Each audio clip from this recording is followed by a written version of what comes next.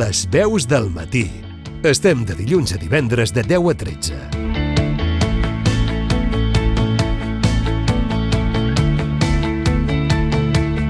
Els divendres a aquesta hora parlem d'alimentació i de tant en tant parlem d'un altre tipus d'alimentació que és la més saludable i ho fem amb la Clàudia Presas. Bon dia, Clàudia.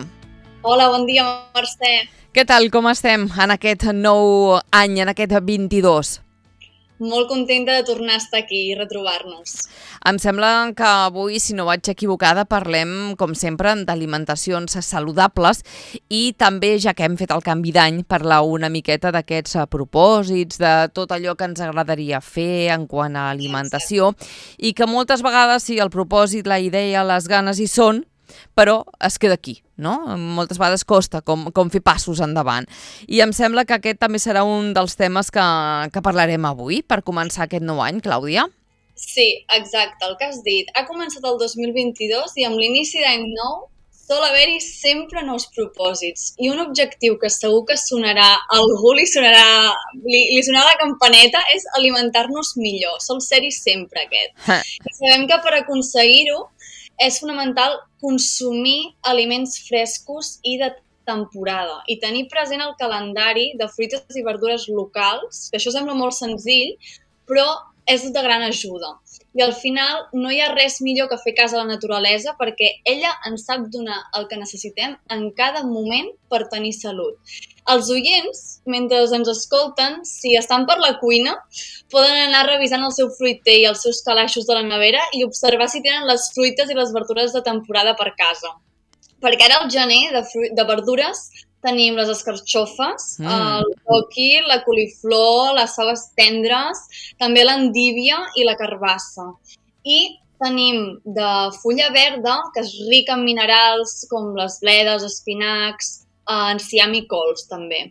I esclar, com que el gener és un dels mesos més freds de l'any, necessitem plats calents, que ens donin energia, no? Que ens mantinguin calents. Per això abunden les verdures també tipus d'arrels, bulbs i tubercles com el nap, l'all, la pastanaga, el fonoll, la xirivia, la ceba, l'api i també el porro. Aquests ens permeten preparar brous i tota mena de plats de cullera que agraden tant ara a l'hivern. I amb tots aquests que ens has proposat podem fer unes cremes fantàstiques i meravelloses per anar combinant o soles o entre elles amb tots aquests ingredients que ja ens has citat en aquests moments, Clàudia. Exacte.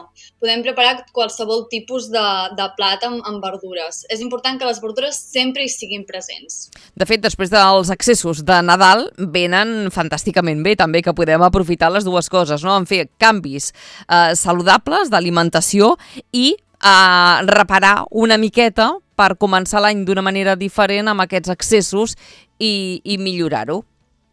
Exacte.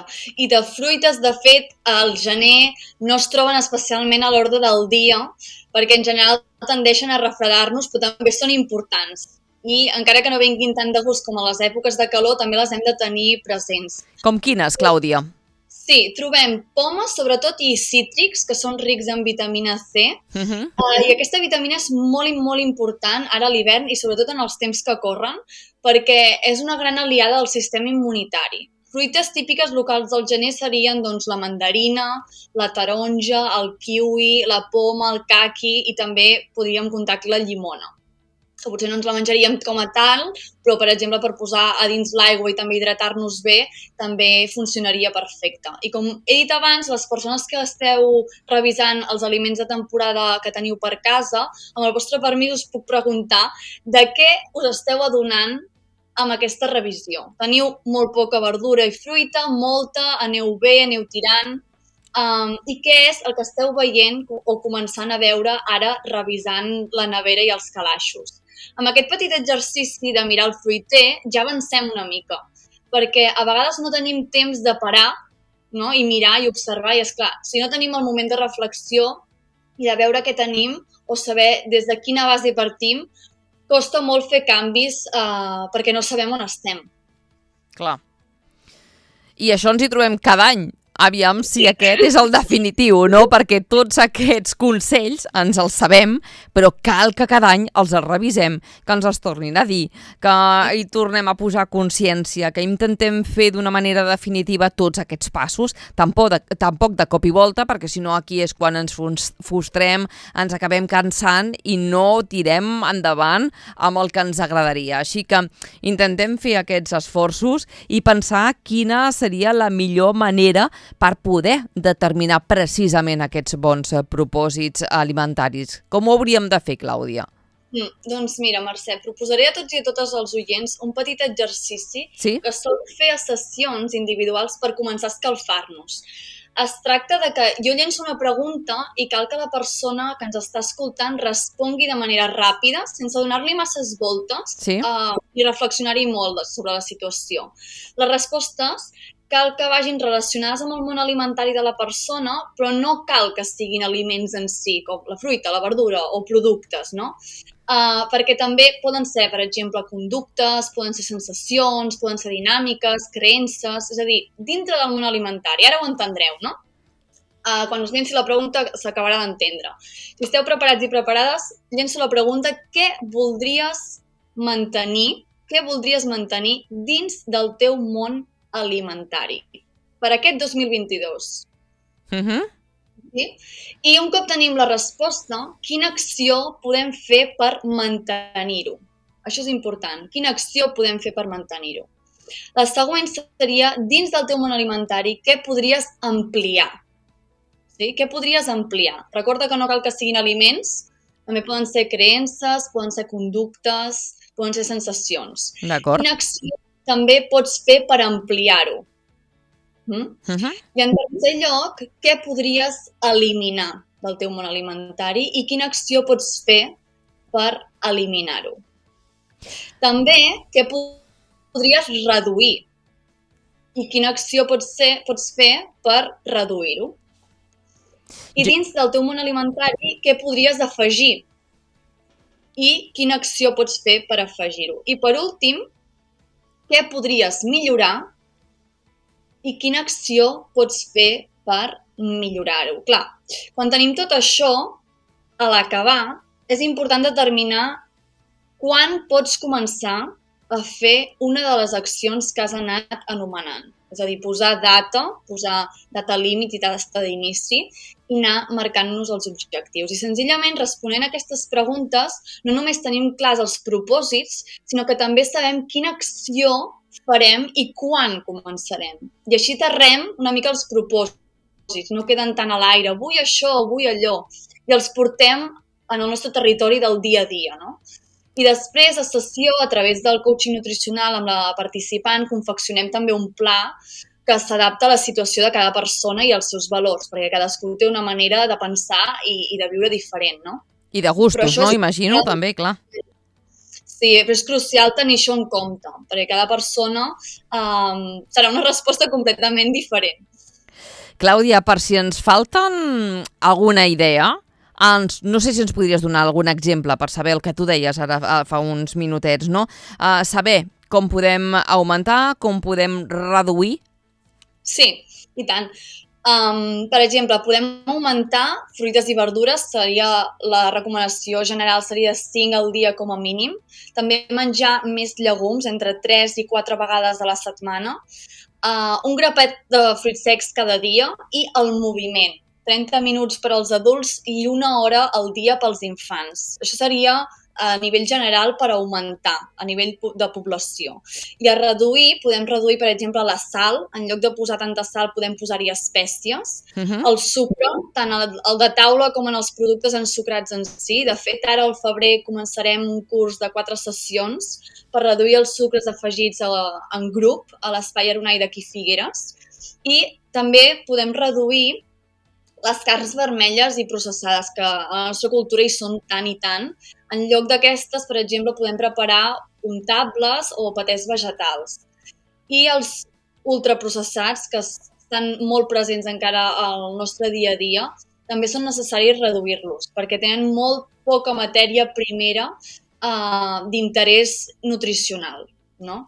I també, Mercè, és important detectar què podem canviar, no només reduir i augmentar, sinó també què podem canviar.